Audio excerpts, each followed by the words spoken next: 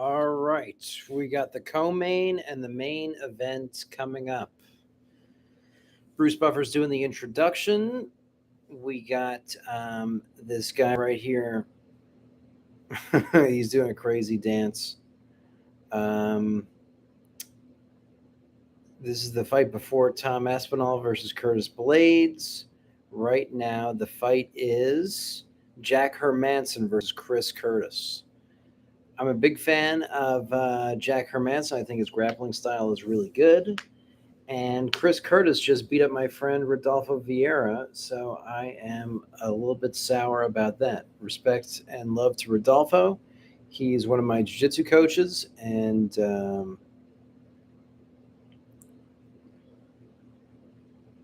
he's the man. Crazy Bruce Buffer introduction there with him and Jack Hermanson. Got some peanuts right here. I hope the audio's good. They are about to fight. Beginning of round one now.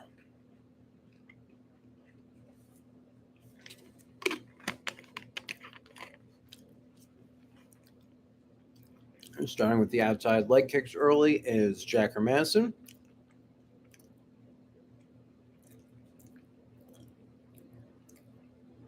Chris Curtis with an extremely fast turnaround from audio's good, yes. With an extremely fast turnaround after he fought my friend Rodolfo just a couple weeks ago. Usually you'd want a little bit more time in between your fights since you're still a little beat up. But Chris Curtis is out here doing his thing. Should be interesting to see where this fight goes because Chris Curtis was able to really nullify the incredible grappling of Rodolfo last time he fought. And Jack Hermanson's best strength is his grappling. So we shall see.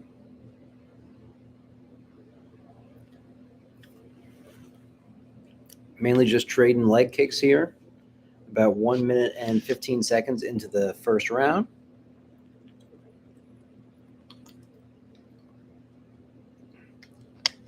Jack Hermanson throwing an oblique kick to try to blow out Curtis's knee. That's always nice.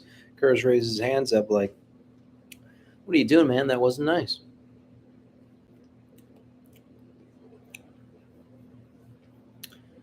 Jack Hermanson striking, looking a little bit on the kind of the sloppy side here. Looking a little bit like isometric in his movements rather than having that kinesthetic snap or whip. Oh, a nice head kick from Jack Hermanson. Came in with a lot of power on that one. Like I have in one of my YouTube videos, I have the two methods of generation of power, and one is body mass, where you really throw the weight of your body into your opponent, and the other is a kinesthetic whip, like a towel, and you throw out the strikes like a towel whips back and forth with your motion. And this is a classic fight where you could see how Jack Hermanson likes to use the mass like the baseball bat, and how Chris Curtis is more of the whipping, snapping of the towel. So different kind of styles and different ways to generate that power for your striking. And it seems that Jack Hermanson's really using his range really well here, keeping him on the end of his kicks, and I'm so far giving him the rounds. Chris Curtis almost seems to be a little bit like using the strategy from his last fight and making Rodolfo come to him and then sprawling, countering the takedown, and then picking him apart with his hands. But he's fighting a totally different guy in Jack Hermanson, who's being way more proactive in the striking on this fight. Sometimes it's hard to get out of your groove from the winning strategy that worked for you last time. You know, that might not be the same winning strategy that works for you this time. And Jack Hermanson really just to keep Chris Curtis at bay. And Chris Curtis realized this and realized he's got to get back into this fight and get some strikes in. Oh, and just as he does that, Jack Hermanson starts going for the takedown. Beautiful awareness and timing of what to do and when the right opportunity is to go for the takedown. But Chris Curtis defends that takedown pretty easily. As he showed in the Rodolfo fight, he has excellent wrestling and takedown defense. And it's going to be tough to take Chris Curtis down.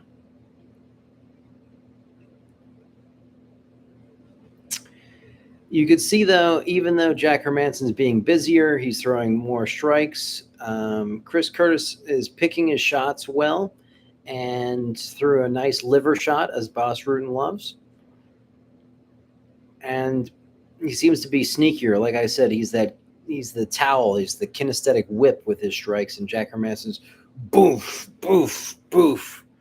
Throws a heavy labored baseball bat type striking. But he looks like he's the heavier guy, the bigger guy, and that just about does it for the first round.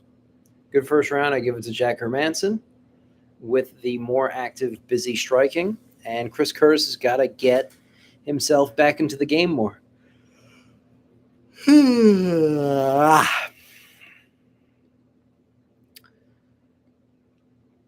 I got 2 viewers going on right now. I wonder who the second viewer is. Second viewer, throw your name in the chat. Join the party.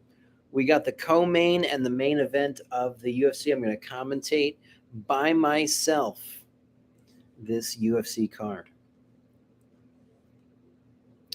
Usually they got the audio of 3 different people, but not me. I'm going to do the whole thing myself. We got the commercial going on right now. If you guys want, check out my Bjjfanatics instructionals that are in the description. Just the last fight, Paddy Pimblett finished with an arm-trapped rear naked strangle, which is one of the cornerstones of my how to finish the rear naked strangle section in my instructional. Round 2. Are you ready? Are you ready? And let's fight. Let's do it. Round 2. Let's see. Jack Hermanson coming out with his winning strategy so far of front kicks to the chest, keeping Chris Curtis at range and at distance. Chris Curtis needs to figure out a way to get within his own striking range here, as Jack Hermanson's really using those kicks to keep his distance.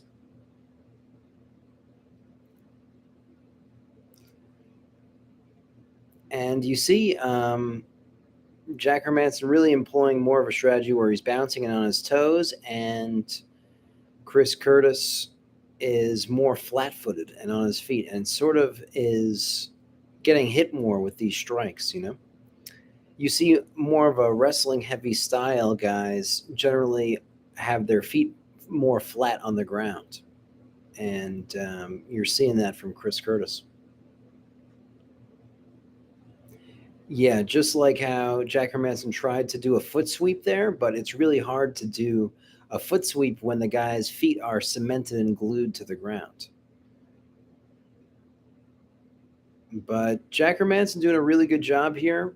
Seems to be winning the striking battle, and with Chris Curtis's wrestling defense, he seems to want to make this fight a striking fight. But Jack Hermanson's got really good takedown defense as well. And Jack Hermanson is probably the superior grappler too. I mean, it's a tough fight here for Chris Curtis, and closely evenly matched, you know. Chris Curtis is obviously showing a little bit of frustration. He can't seem to get in on the range that Jack Hermanson is kicking him at with these long front kicks. A good strategy from Jack Hermanson.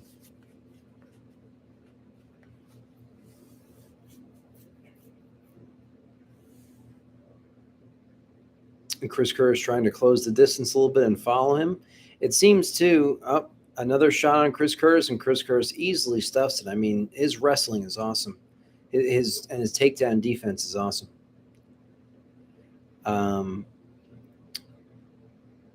But man, Jack Hermanson's content to just stay here and do this because he's winning using this strategy. Chris Curtis is plodding forward and trying to Oh, big punches from Jack Hermanson. Oh, has Chris Curtis a little bit wobbled. He's against the cage. Crazy elbow techniques here. These downward elbows. Almost looks like a 12-6. But man, these don't look good. Chris Curtis is just not answering these. You got to respect those elbows at some point.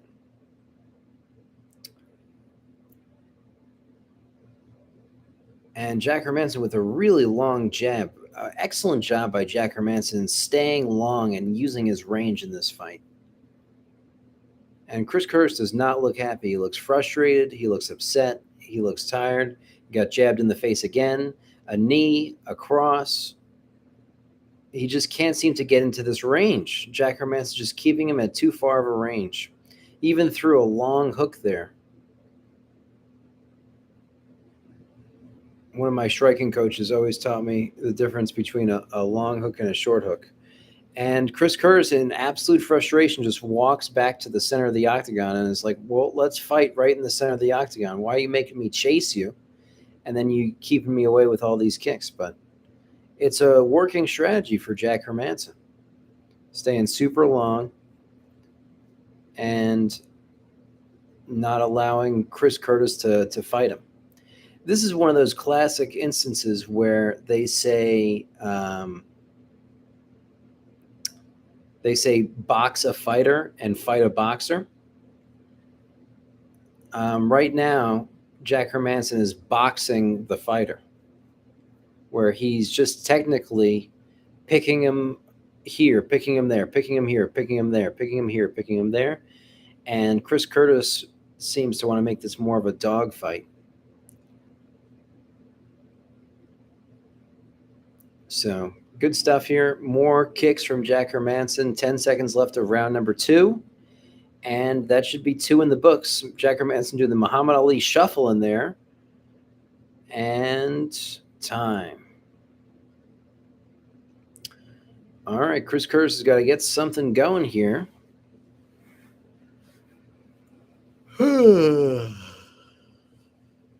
Quick little break. Quick little commercial break. They're showing the Tom Brady Man in the Arena.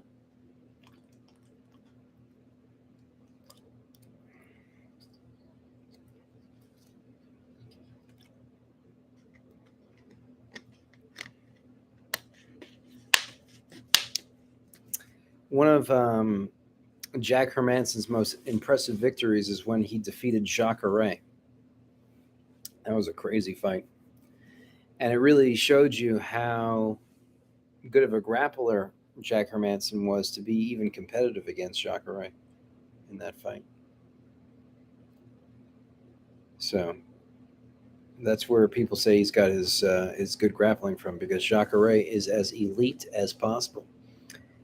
All right, third round. Are you ready? Are you ready? Fight. Let's see here. Jack Hermanson open up with the long kicks, round kicks, front kicks, long jabs, really taking advantage of his length here. And this is going to be the last round, so it looks like Jack Hermanson's up 2-0. And Chris Curtis really got to do something to make this happen. You know, it's risky. He just fought my friend Rodolfo a couple weeks ago, and he looks a little flat in this fight. And I wonder if he's still not 100% recovered from his Rodolfo fight. One strategy he might be using, too, is trying to get up to the absolute pinnacle of the UFC roster. Oh, Jack Hermanson shoots in for a takedown, immediately stuffed by Chris Curtis. As I said, Chris Curtis' takedown defense looks virtually second to none here. I mean, to take this guy down, I don't know what you got to do. Rodolfo tried like 20 times and was unsuccessful, I think, in all of them or almost all of them. Chris Curtis with a good shot to the body here, though. It's probably won't be enough to win the fight, but you can certainly see its effect on Jack Hermanson. What was I saying? I don't even remember. Yeah, they're showing the strike counts. Hermanson's thrown 46 strikes to the head, while Chris Curtis has only thrown 13.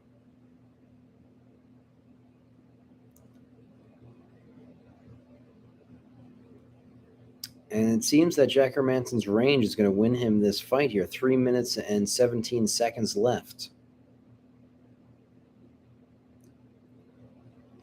Another round kick to the head, keeping it nice and long. Great point, fight a boxer and box a fighter. My dad says exclamation mark, exclamation mark. Yes. Yes, Jack Hermanson is boxing the fighter, and Chris Curtis wants to turn this into a dogfight and really start scrapping and getting in there. But Jack Hermanson just stick and move, stick and move, stick and move, stick and move, stick and move, stick and move, and making it not so much a fight, but almost more of a match, you know? Jack Hermanson shoots in for another takedown. He wants to use his phenomenal grappling, and he kicks him in the balls. So we're on a bit of a break. Chris Curtis is upset, frustrated, kicked in the balls. And they were doing the replay, and that does look like a legitimate kick to the balls.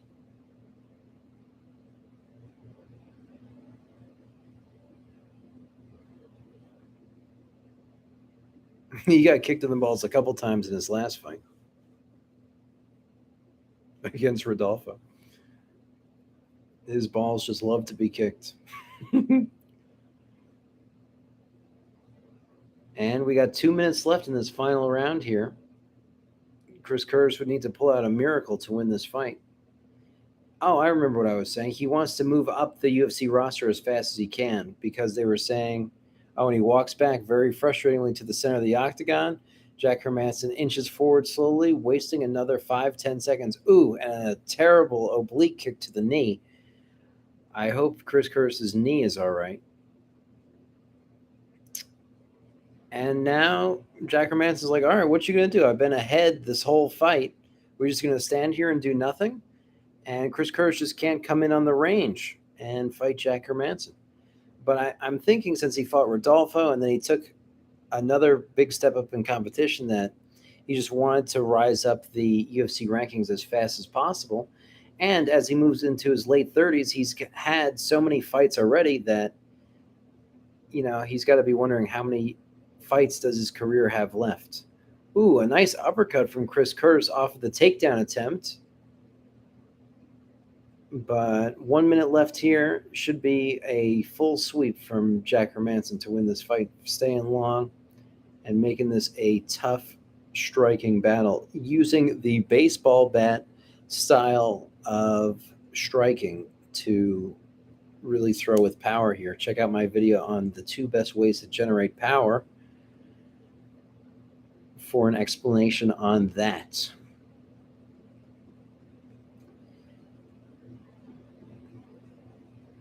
Yep, Jack Hermanson's looking like he's slowing down a little bit. A couple shots to the body bothered him, and he got caught with that uppercut. And he's sort of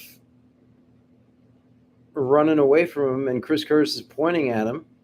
And, you know, he's just sticking and moving. He's ahead on the scorecards, and Chris Curtis is really frustrated that the fight has sort of played out like this and that he's just boxed him the whole time. Oh, and Chris Curtis gives him the double middle fingers, and they're talking to each other. The third round ends, and whew, talking some serious shit at the end of that fight.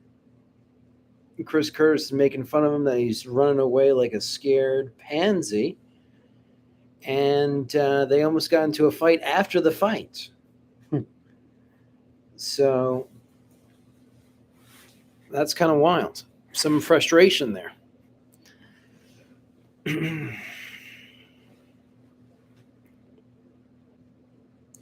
Well, they'll come back with the official decision, and I guess I'm going to stick with you until my voice is going a little bit.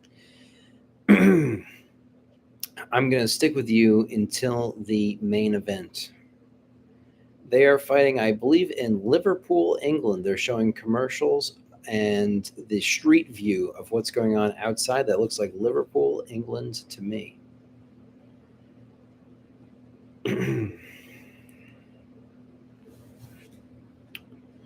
Well, that should be a 30-27 or at most a 29-28 for Jack Hermanson. Chris Curtis is so frustrated that he doesn't even want to go to the hand raising portion.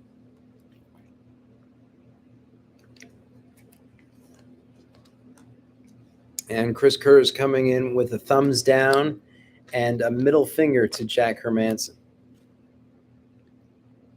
I should have had the subtitles on to figure out what the scorecard was. Hold on. Let me figure this out here. Subtitles, English.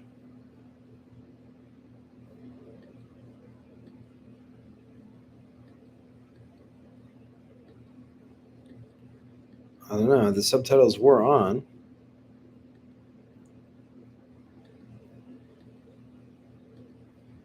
But it's not working for whatever reason.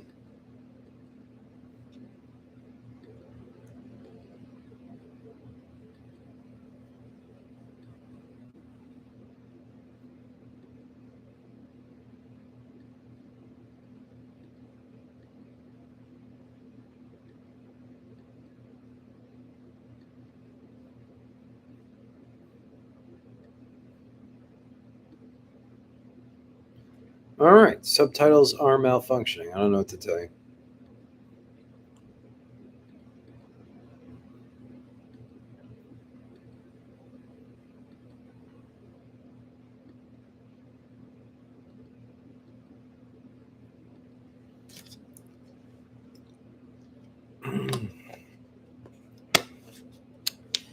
Well, the question here, I guess, guys, is should you be required to do more in the fight? If you're winning the fight and you're sticking and moving and striking, and the other guy's pissed that you aren't engaging with him enough, who's correct in this situation? The guy who's winning and sticking and moving, or the guy that is pissed off about this and wanting more engagement in the fight? Because from a fan perspective, you would sort of want to see them just go out there, throw caution to the wind, and stand and bang and hurt each other and not care about their own mental or physical health whatsoever. But from a fighting perspective, you would want to be in this situation where, oh snap, they're showing the Hamzat Chimaev versus Nate Diaz fight. That's going to be a great one. I saw the last one with my dad, Hamzat versus Gilbert Burns. What an incredible electric fight that was. And then Nate Diaz is a super legend, so that should be a great fight. Hamzat should be the clear favorite in that one, and they're showing the promo for it. I didn't believe that it was true, but now I'm seeing the UFC do it. Yes, my dad says great fight. Yep, 100% great fight. I mean, that is a one of a kind fight.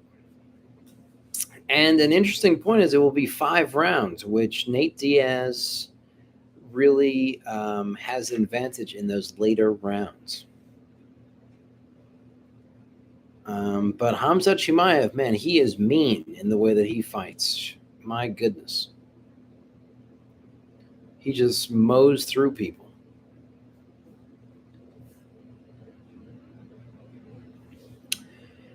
Anyway, as I was saying, should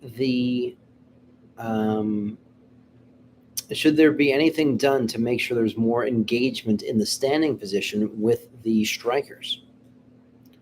Hard to say. Hard to say. I guess they could dock a point from someone if they're being too passive, but I remember going back to the Rose Namajunas fight versus Carla Esparza. There was essentially nothing that happened in that fight, and I mean, how do you dock the strikers from forcing them to engage more?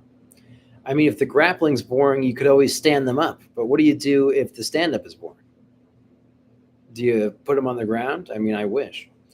Anyway, this next fight is Tom Aspinall versus Curtis Blades. And this should be a really good fight because Tom Aspinall came out of the same camp as Darren Till, who is a great fighter. And Tom Aspinall seems to be a guy who has no ceiling to his incredible fighting ability.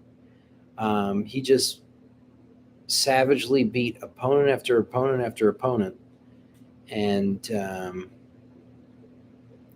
he's so good that you don't even know how good he is because he's just easily walking through top contenders in the heavyweight division. And who he's fighting is Curtis Blades, who is a top 3 guy in the heavyweight division and is known for savage, ruthless wrestling and then getting you down from the wrestling like a Khabib style kind of maniac, but a heavyweight version of Khabib, and then throwing devastating elbows once you get there. So he has a great method of being able to take you down, and then once he gets you down, his ground and pound is ferocious.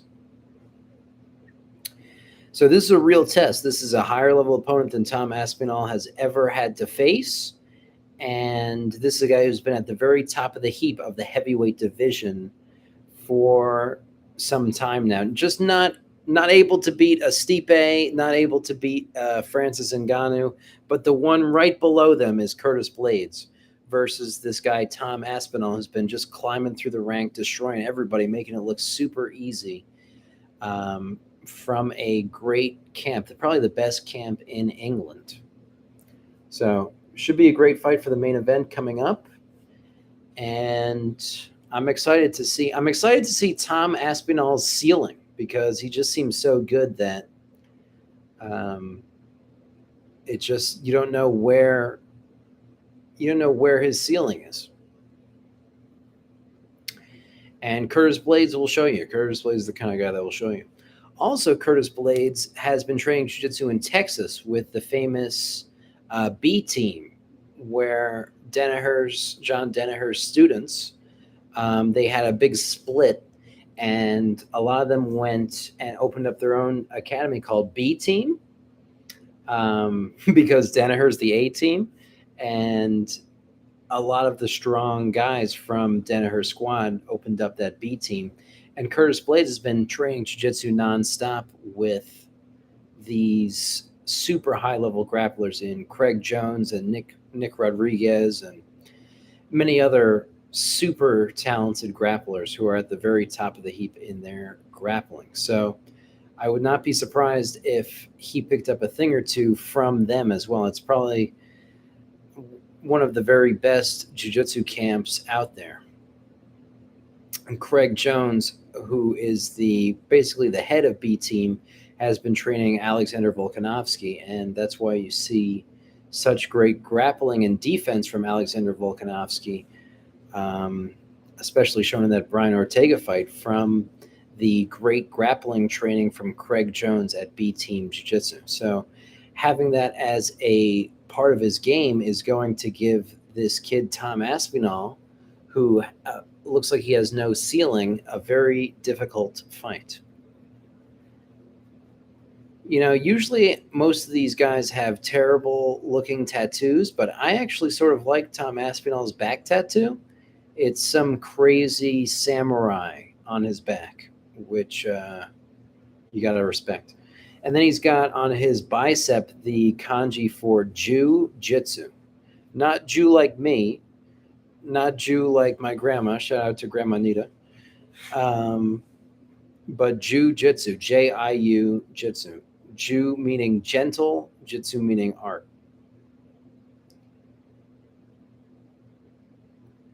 So I think for the tattoo game, Tom Aspinall has won that battle.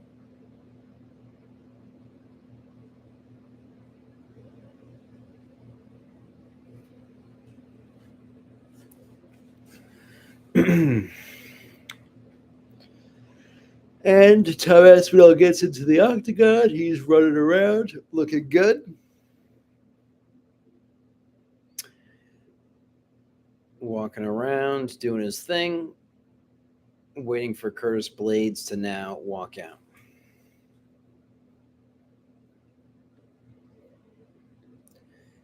Can I get the subtitles going?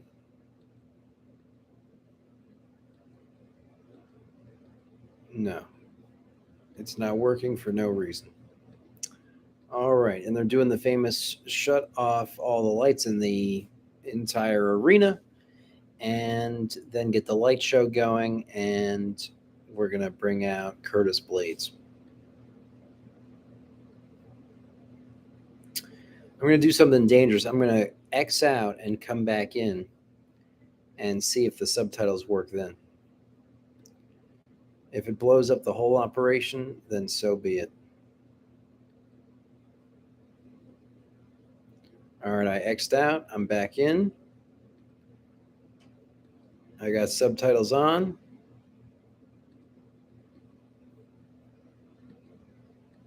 And nothing. All right, subtitles are on. Subtitles not playing. That's how it goes with technology. I hope my love your shout outs. We are still here. We are still here. Love your shout outs. We are still here. Okay. Maybe you mean we are still here as in you and me are still on Earth alive? From X out. Aha. Yes, okay. From the X out, we are still here. Beautiful. I was Xing out of the of Hulu so that I could watch this fight with the subtitles on. By the way, guys, and I say guys, but it's only my dad here watching. You can watch this fight if you have ESPN. It's on ESPN Plus, and if you have Hulu, which I'm watching it off of right now, you can watch it off of Hulu as well. You know, I'm gonna message my man L Gunn and ask him where he's at.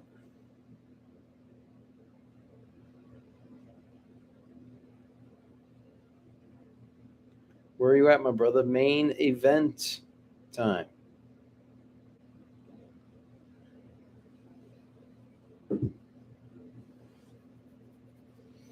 I don't know what language El Goon speaks, but I messaged him in English. Aha! The subtitles are working now for no reason. Okay. Beautiful. They just popped on.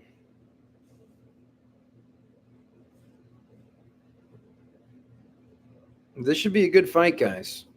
These are two very skilled heavyweights.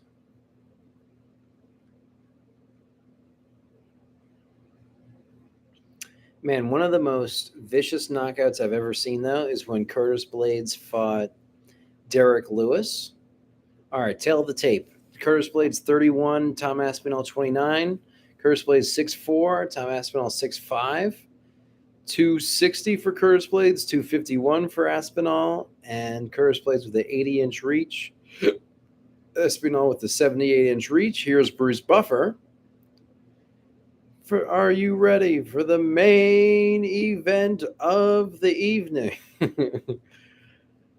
One of the craziest knockouts I've ever seen. If you guys type into YouTube Curtis Blades versus Derrick Lewis, oh man. Curtis Blades shot in for a takedown, and at the same time, Derrick Lewis threw an uppercut, and yikes.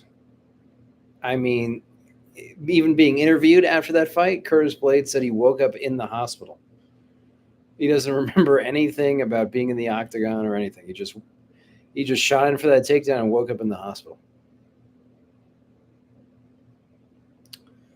Which, yeah, I mean, he hit him with the force of 1,000 horses.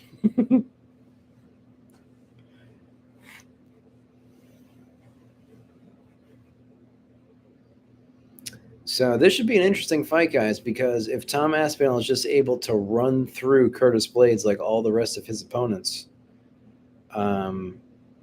then we have a serious contender for the heavyweight division, up with Stipe and Ngannou, and now John Jones, hopefully.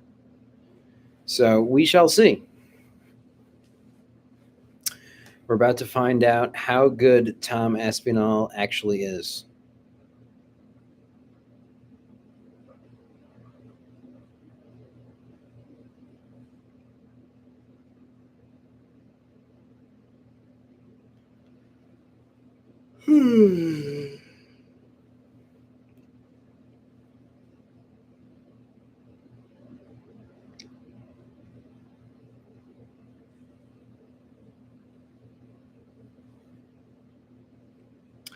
Wow. This is the first time that Curtis Blades has been an underdog in his last 15 fights.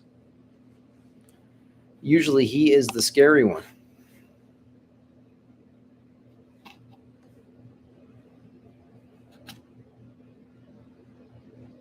I like his nickname. He's got a good nickname, Curtis Razor Blades. The nickname being Razor, obviously.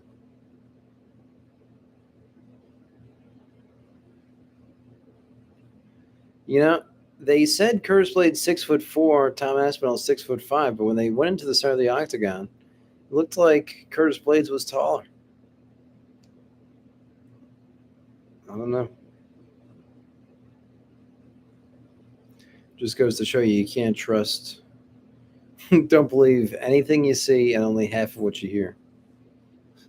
Great wisdom from Ken Shaloya. Ooh, a nice fucking they just started the first round, and Curtis Blades comes out with a nice cross right to the chin. Ooh, oh my god, and that's the end of the fight. Tom Aspinall just fell down, grabbed his knee, terrible knee injury, and all of the main events that I seem to commentate end up in just horrible injuries and no actual fights. Well, that's unfortunate. I wish we could see everything that we were talking about with Tom Aspinall, and he injures his knee immediately. Well, what are you going to do?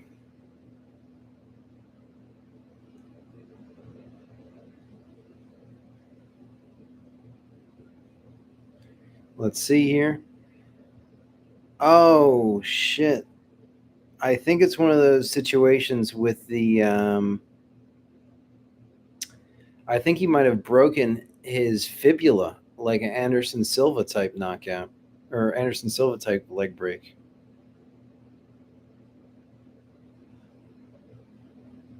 But it didn't like snap or like go through the bone or anything. But he's clearly in a lot of pain.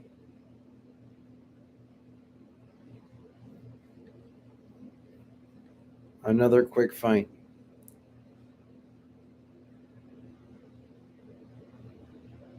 Oh man. They're going to take a quick commercial break, but I got to see what happened. Like was it a shin break? Oh my god, those are so ruthless. It's still unclear. I mean, it showed that he was throwing the kick, and I guess he like skimmed, or not skimmed, or clipped the knee of Curtis Blades. Yeah, there has been a lot of quick fights today, which thank goodness. The prelim card went a half hour over what they should have gone, and the main card was all quick fights. So you never really know.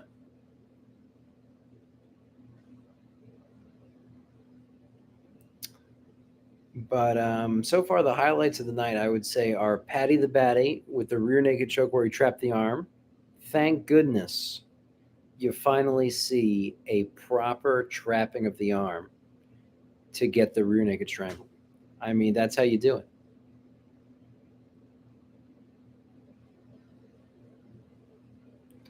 Oh man, yep, they're gonna have to put him out on the stretcher. They're gonna wrap his leg. He's clearly in extreme pain. Leg pain's no joke. Leg pain is no joke.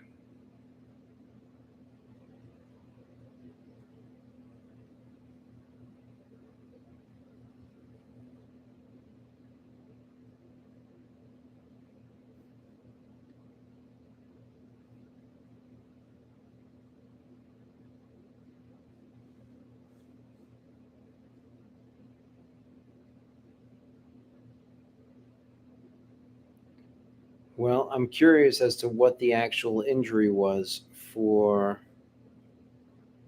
Tom Aspinall here. And they're giving him something like an inhaler or something to breathe in. That's kind of strange. And they're saying in the commentary booth that's never how we want these things to play out. And man, Tom Aspinall is still in the center of the octagon, literally like getting ready to be carried out on a stretcher.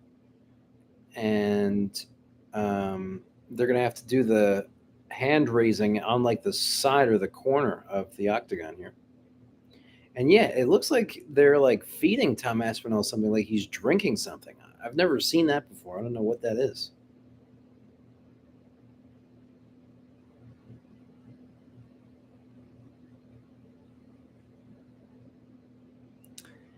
Yeah, they're still questioning what exactly happened there.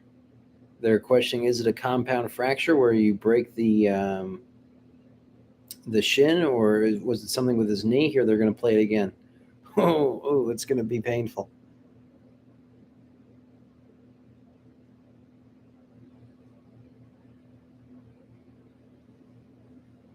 Yeah, it's so hard to say. It's like he didn't even hit his knee. It's like he hit in his upper quad thigh area. Tom Aspinall kicked with his shin.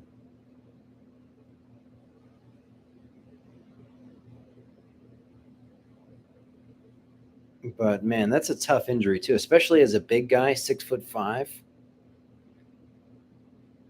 Yeah, he didn't even hit the knee. He hit his femur bone, which generally on these Anderson Silva type breaks.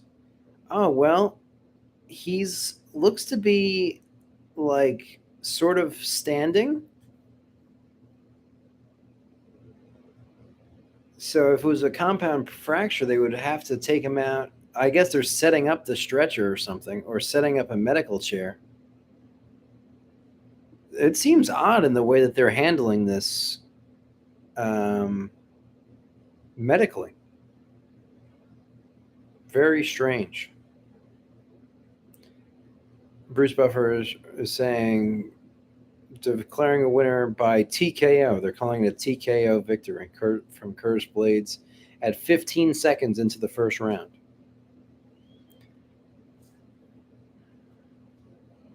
Michael Bisping is saying, I'm here with the winner, Curtis Blades. And he's saying, nobody wants to win like this. Michael Bisping is saying, talk me through it. Curtis Blades saying, I wanted to prove a point. Aspinall is legit, and a win over him would have shown that I'm ready to be in title contention and ready for the title. He says, I don't even know what happened, and I don't know what to say. Bisping is agreeing. He's saying, I'm sorry, man. They're doing the craziest shit I've ever seen. This is like a fucking terrible job in them taking Tom Aspinall out of this arena. They got him like they're wheeling him in a chair and they're like holding his leg up that they wrapped in this yellow stuff. And they're like feeding him things to drink. Like, what kind of medical care is this? You take the guy out on a fucking stretcher. If he broke his leg and you're doing this to the guy, you're making the injury worse.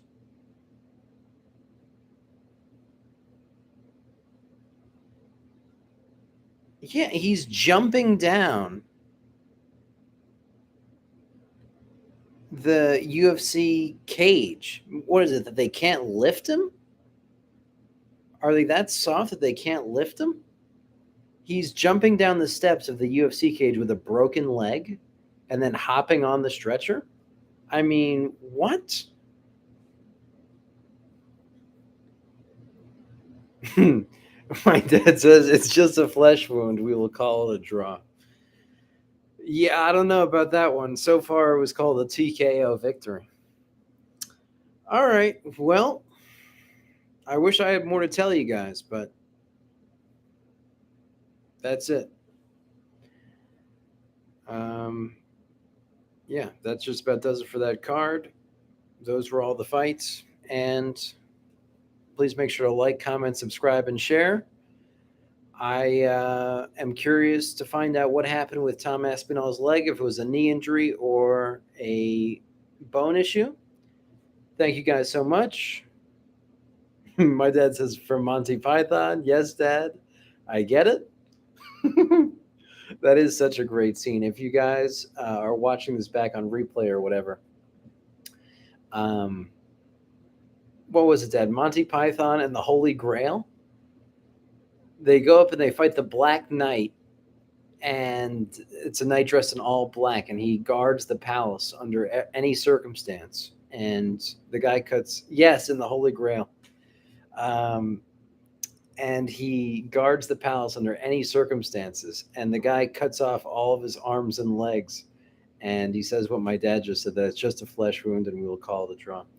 Anyway, if you're out there, if you're watching, thank you for watching. And I wish you all the best. And I hope you're having a better day than Tom Aspinall. Please make sure to like, comment, subscribe, and share. And I love you all. Have a good one.